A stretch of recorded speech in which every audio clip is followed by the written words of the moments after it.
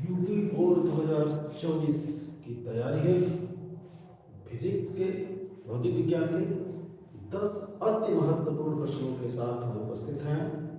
इसी प्रकार से आपको समस्त फिजिक्स, केमिस्ट्री और बायोलॉजी के मुख्य बहुत ही महत्वपूर्ण प्रश्नों की तैयारी कराई जाएगी, जो 100% जो आपका साइंस का पेपर होगा उसमें आप 70 में 70 करके आएंगे। उसमें बहुविकल्पी के सीरीज को हम देखेंगे और भी लघुत्तरी और विस्तृत उत्तरी प्रश्नों को भी देखा जाएगा आगे के वीडियो में। इस वीडियो में हम केवल 10 महत्वपूर्ण प्रश्नों को देख रहे हैं। इसमें से निश्चित तौर पर परीक्षा में प्रश्न आपको मिलेंगे, तो ध्यान से देखें और समझें। एक गोली दर्पण की वक्रता त्रिज्या 30 सेंटीमीटर है। पहला प्रश्न है, एक गोली दर्पण की वक्रता त्रिज्या 30 सेंटीमीटर है, इसकी फोकस दूरी कितनी होगी? बहुत ही महत्वपूर्ण प्रश्न चुन के लाए हैं। तो जानते हैं कि जो फोकस दूरी होती है वह वक्रता त्रिज्या की आधी होती है। बस इतना ही ध्यान में रखिए। तो जब वक्रता त्रिज्या की आधी होती है, तो वक्रता त्रिज्या 30 है, तो फोकस दूरी बच्चों कितना होगा? 15 सेंटीमीटर। ध्यान रखिएगा। तो दर्पण की फोकस दूरी कितनी होगी? 15। जितना भी देर आए उसका आधा करके जो ऑप्शन रहेगा उसी को ओएमआर में गोला बनाइएगा। तो 30 है तो 15, 40 रहेगा तो 20, 50 रहेगा तो 25। और एक चीज और थोड़ा ध्यान रखिएगा, कभी माइनस के साथ भी दे सकता है, तो यहाँ माइनस वाले को ही चुनिएगा, प्लस वाले को नहीं।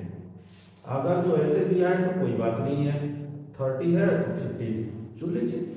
नेक्स्ट क्वेश्चन देखिए, वैद्युत ऊर्जा का मात्रक। ऊर्जा, ऊर्जा शब्द कभी भी आ जाए, कोई ऊर्जा हो, चाहे वैद्युत ऊर्जा हो, चाहे प्रकाश ऊर्जा हो, चाहे कोई भी ऊर्जा हो, ऊर्जा का मात्रक जूल होता है। ऊर्जा का मात्रक क्या होता है? जूल। तो जूल होता है ऊर्जा का मात्रक, यह ध्यान रखिएगा। विद्युत धारा का मापन करते हैं, मतलब विद्युत धारा का मापन किससे करते हैं? तो विद्युत धारा का मापन हम किससे करते हैं बच्चों? अमीटर से। किससे करते हैं? अमीटर से। अमीटर से करते हैं। विद्युत धारा का मात्रक किससे करते हैं? अमीटर से। और यह भी इसी के साथ याद रखिएगा, अमीटर को विद्युत परिपथ में श्रेणी क्रम में जोड़ा जाता है। किस क्रम में जोड़ा जाता है? श्रेणी क्रम में। यह भी प्रश्न आता है, समझे, 2 प्रश्न हो गए। तीसरा प्रश्न इससे संबंधित देखिए, विद्युत धारा का मात्रक क्या है? तो विद्युत धारा का मात्रक क्या होता है? एम्पियर होता है। विद्युत धारा का मात्रक क्या होता है बच्चों? एम्पियर होता है, यह ध्यान रखिएगा। फिर थोड़ा और आगे बढ़िए, मान लीजिए विद्युत धारा को तो अमीटर से मापते हैं, पूछ दे कि विभवांतर को किससे मापते हैं? तो विभवांतर को वोल्ट मीटर से मापते हैं। किससे मापते हैं? वोल्ट मीटर से। तो वोल्ट मीटर को किस क्रम में रखते हैं? तो वोल्ट मीटर को समांतर क्रम में रखते हैं। किस क्रम में रखते हैं बच्चों?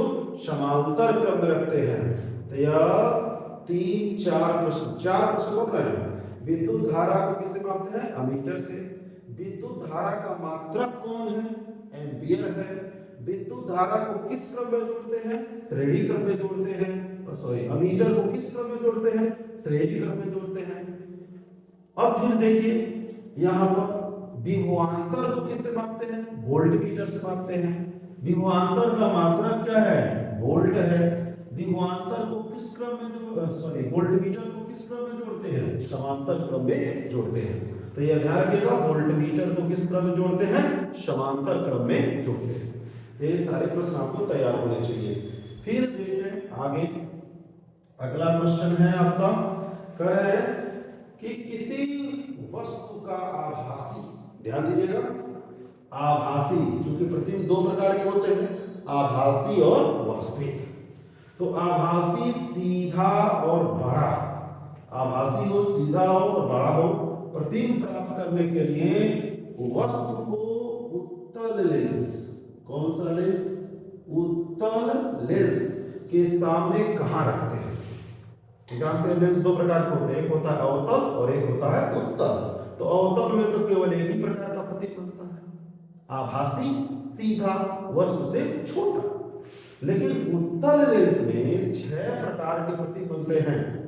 कितने प्रकार के बनते हैं, 6 प्रकार के। तो छठवीं स्थिति है, क्योंकि 5 स्थितियों में वस्तु का जो प्रतिबिंब बनता है वास्तविक बनता है, उल्टा बनता है। और यहाँ छठवीं स्थिति में जब हम वस्तु को उत्तल लेंस और प्रथम फोकस F1 के बीच में रखते हैं तो इसका प्रतिबिंब आभासी, सीधा और वस्तु से बड़ा बनता है। तो इसका जो उत्तर होगा आपका, आप लिखेंगे प्रथम फोकस, प्रथम फोकस, या F1 भी दे सकता है, प्रथम फोकस F1 और लेंस के बीच में रखेंगे। प्रथम फोकस F1 और लेंस के बीच में रखेंगे तो वस्तु का प्रतिबिंब आपका आभासी, सीधा और बड़ा प्राप्त होगा। ध्यान रखिएगा। समतल दर्पण की फोकस दूरी कितनी होती है। समतल दर्पण पर 2-3 प्रश्न और तैयार करना है। समतल दर्पण की फोकस दूरी अनंत होती है। पहला उत्तर ये याद रखिएगा, समतल दर्पण की फोकस दूरी क्या होती है, अनंत। फिर दूसरा चीज याद रखिएगा, समतल दर्पण में प्रतिबिंब कैसा होता है। तो समतल दर्पण में जो प्रतिबिंब बनता है सीधा, रट जाइएगा, सीधा, आभासी और वस्तु के बराबर। 3 शब्द इसके बारे में जानना है, सीधा, आभासी और वस्तु के बराबर। सीधा, आभासी और वस्तु के बराबर, यह बच्चों तैयार रखना। तो समतल दर्पण की फोकस दूरी अनंत होती है। समतल दर्पण में बना प्रतिबिंब सीधा होता है, आभासी होता है और वस्तु के बराबर होता है। एक प्रश्न और याद रखिएगा कि समतल दर्पण के सामने किसी वस्तु का पूरा प्रतिबिंब प्राप्त करने के लिए दर्पण की ऊंचाई कितनी होनी चाहिए। तो आप कहिएगा वस्तु से आधा। क्या कहेंगे, वस्तु से आधा। यदि कोई वस्तु h ऊंचाई की है तो दर्पण जो समतल दर्पण है h/2 ऊंचाई का होना चाहिए। यह ध्यान रखिएगा, कितनी ऊंचाई का होना चाहिए, h/2 ऊंचाई का। यदि कहा जाए कोई व्यक्ति 100 सेंटीमीटर का है, उसका पूरा प्रतिबिंब प्राप्त करने के लिए समतल दर्पण की ऊंचाई कितनी होगी, तो आप कहिएगा कि 100 का आधा 50 सेंटीमीटर। क्या कहेंगे, 50 सेंटीमीटर। तो ये भी ध्यान रखना बच्चों। किसी दर्पण तथा किसी लेंस की फोकस दूरी, अगला जो प्रश्न है, किसी दर्पण तथा किसी लेंस की फोकस दूरी -25 है। दर्पण का भी -25 है, लेंस का भी -25 है। तो कह रहे हैं कि संभवतः दर्पण व लेंस कौन से हो सकते हैं। कौन सा दर्पण हो सकता है, कौन सा लेंस हो सकता है। तो अभी से याद कर लीजिए और इसको ध्यान में रख लीजिए। या तो अवतल दर्पण होगा, क्या होगा बच्चों, अवतल दर्पण, या अवतल लेंस होगा। अवतल लेंस मतलब अवतल होगा, चाहे अवतल दर्पण या अवतल लेंस, क्योंकि अवतल दर्पण और अवतल लेंस दोनों की फोकस दूरी ऋणात्मक होती है। यह चीज ध्यान रखिएगा, क्या होती है, ऋणात्मक होती है। नेक्स्ट क्वेश्चन, विद्युत शक्ति की इकाई कौन सी है। विद्युत शक्ति की इकाई कौन सी है। विद्युत शक्ति को मापते किसमें है, तो विद्युत शक्ति का मात्रक होता है वाट। क्या होता है, वाट। बल्ब लाते हैं खरीद के, लिखा रहता ना 100 वाट, 50 वाट, वही वाट होता है। एक और इसके बारे में याद रखिएगा कि एक अश्व शक्ति में कितने वाट, बहुत इंपॉर्टेंट है। और एक अश्व शक्ति में 746 वाट, ये भी याद रखिएगा। एक अश्व शक्ति में 746 वाट होता है। एक प्रश्न और इससे संबंधित आता है, यांत्रिकी में वैद्युत शक्ति का मात्रक क्या है, तो कहिएगा अश्व शक्ति। क्या कहेंगे, अश्व शक्ति। किसमें? यांत्रिकी में। यांत्रिकी में विद्युत शक्ति का मात्रक होता है क्या? अश्व हॉर्स पावर। अरे गांव में नहीं करते हो कि हाथ पावर के, 8 हाथ पावर के, 10 हाथ पावर का। हाथ पावर नहीं है, हॉर्स पावर है। हॉर्स मतलब अश्व, घोड़ा, और शक्ति। एक अश्व शक्ति बराबर 746 वाट। ये भी ध्यान रखिएगा। अत्यधिक उच्च प्रतिरोध वाला पदार्थ क्या कहलाता है? प्रतिरोध मतलब रोकना। प्रतिरोध का काम क्या है? धारा को रोकना। तो जब उच्च प्रतिरोध रहेगा तो बताइए धारा चल पाएगी? आंधी बहे तेज तो आप साइकिल लेके जा पाएंगे? नहीं जा पाएंगे। तो उसी तरह से जब उच्च प्रतिरोध रहेगा तो धारा को नहीं जाने देगा। इसको नहीं जाने देगा? धारा को। और जब धारा नहीं जा पाएगी तो इसका मतलब वो क्या हो जाएगा? विद्युत रोधी पदार्थ है। क्या है वो? विद्युत रोधी। मतलब विद्युत को क्या करेगा? रोक देगा। विद्युत रोधी पदार्थ है। क्यों? क्योंकि उच्च प्रतिरोध है। आपको जानना चाहिए किसी भी चालक तार का प्रतिरोध जितना अधिक होता है तो धारा का मान उतना ही कम होता है। तो किसी भी चालक तार में यदि धारा अधिक प्राप्त करनी है तो प्रतिरोध का मान कम होना चाहिए। इसीलिए जब भी हम घरों में वायरिंग करते हैं तो समांतर क्रम में करते हैं, क्योंकि समांतर क्रम में जोड़े गए प्रतिरोधों का तुल्य प्रतिरोध बहुत कम होता है। और जब प्रतिरोध कम होगा तो धारा का मान अधिक होगा। ये चीज ध्यान रखिएगा। तो उच्च प्रतिरोध रहेगा तो वह पदार्थ विद्युत रोधी कहलाएगा।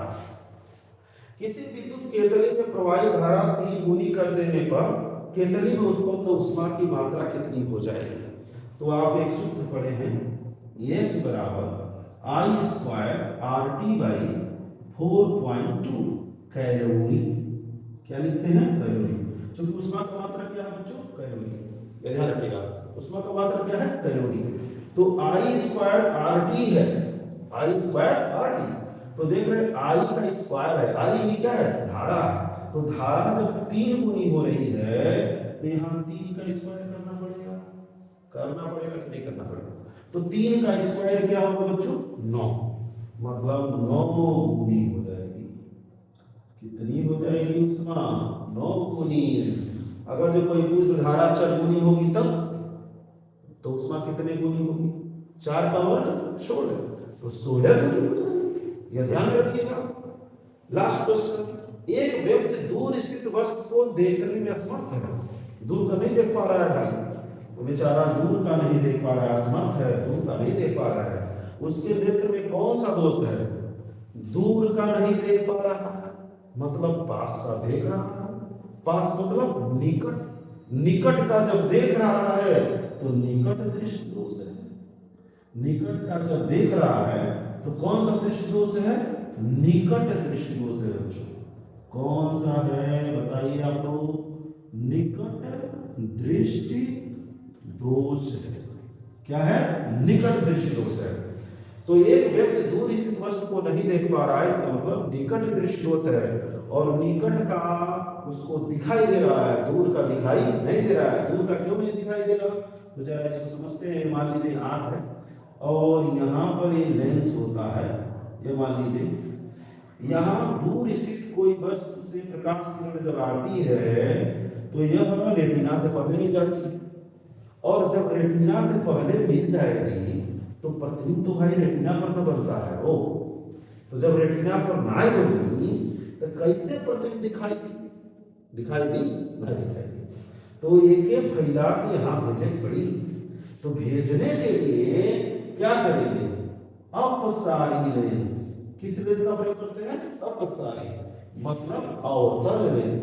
तो एक प्रकाश किरण को फैला के यहाँ तक भेजता है। एक दिन इस पर चर्चा होगा, निकट दृश्यों और दूर दृश्यों पर डिटेल में आपको बताएंगे। पूरे अच्छी तरह से आप समझ जाएंगे और ये परीक्षा में आने वाला क्वेश्चन है। तो यह ध्यान रखना बच्चों।